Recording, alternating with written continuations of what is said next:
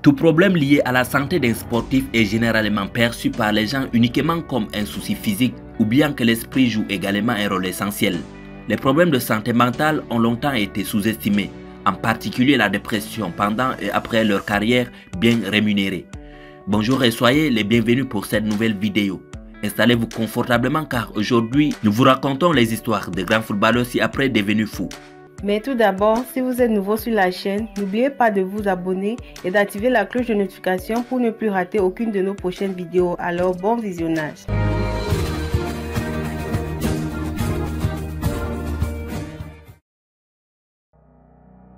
Kailile Shozi. Kailile Shozi était un footballeur de la Première Ligue sud-africaine. En octobre 2021, alors qu'il jouait pour le club sud-africain Sundowns, Kailile Shozi a été porté disparu et sa famille demandait à des gens de l'aider à le retrouver. Finalement, l'ancienne star du Premier League sud-africaine a été retrouvée folle dans les rues de Pretoria après avoir disparu pendant des jours. Selon les médias sud-africains, ses photos étaient alors partout sur les réseaux sociaux alors que les efforts pour le retrouver s'intensifiaient, avec des nouvelles circulant selon lesquelles il avait été vu pour la dernière fois en train de manger des restes de poubelles tout en collectant également des objets inconnus. L'ancien footballeur était maintenant différent et couvert de la terre, portant des vêtements déchirés et se promenant sans chaussures. Les gens étaient et sont toujours très attristés par ce quoi Shozi a été confronté, car cela a commencé peu de temps après la fin de son mandat avec le club Sundowns.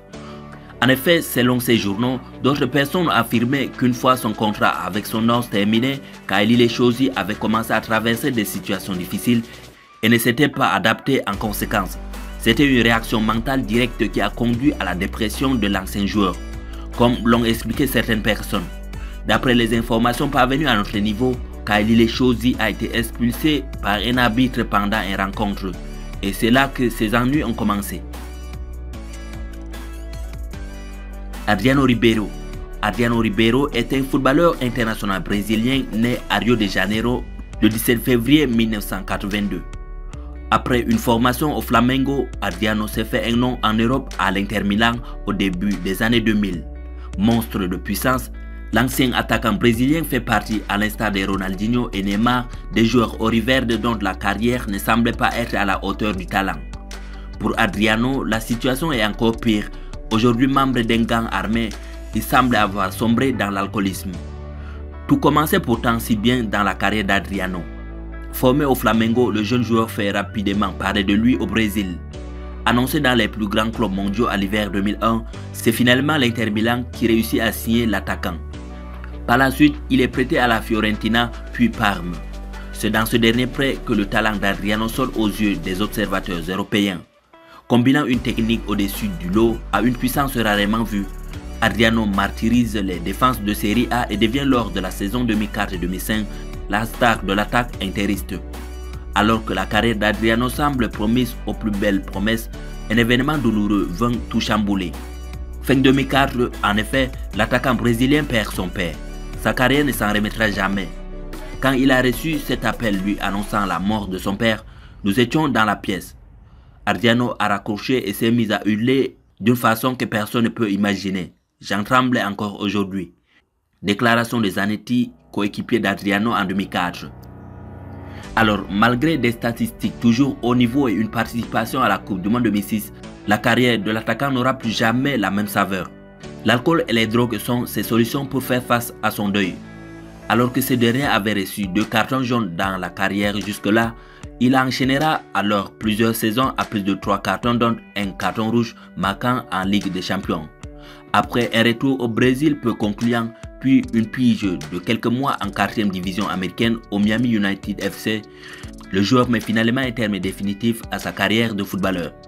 Adriano fera désormais partie de l'un des gangs les plus meurtriers de Rio, le Commando Vermelho.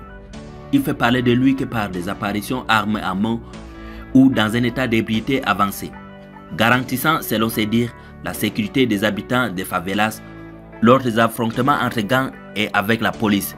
Il termine donc sa carrière en 2016 à Miami United, l'équivalent de la 4e division dans le pays.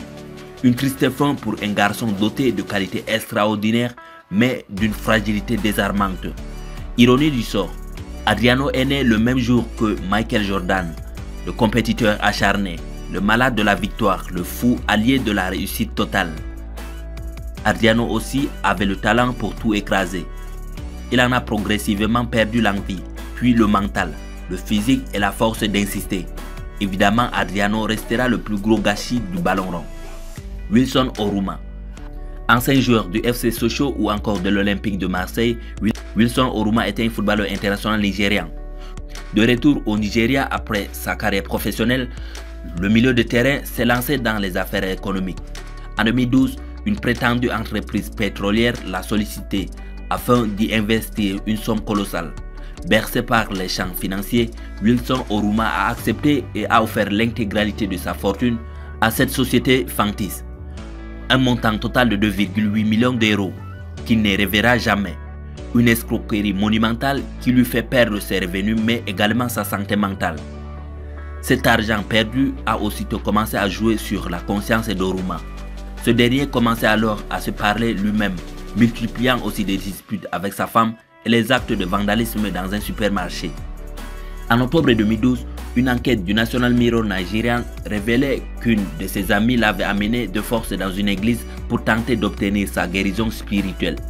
Oruma avait alors fini par s'enfuir et que sa famille s'était ensuite occupée de lui faire administrer des traitements spirituels en secret. Cette étrange maladie mentale l'aurait affecté pendant près de 2 ans. Actuellement, Wilson se remet vite. Il reconnaît maintenant les membres de sa famille et est rentré chez lui sous la surveillance de sa femme. Nous sommes très heureux. Ce n'était pas facile de le voir souffrir autant ces 2 dernières années. Déclaration de son petit frère Dominique. Paul Gascoigne. Paul John Gascoigne, né le 27 mai 1967, surnommé Gaza, est un footballeur professionnel anglais qui a joué comme milieu de terrain offensif. Il est décrit comme largement reconnu comme le footballeur anglais le plus naturellement talentueux de sa génération.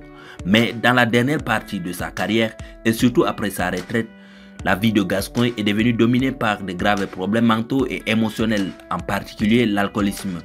Il a été emprisonné ou sectionné à de nombreuses reprises et ses luttes sont régulièrement couvertes par la presse britannique.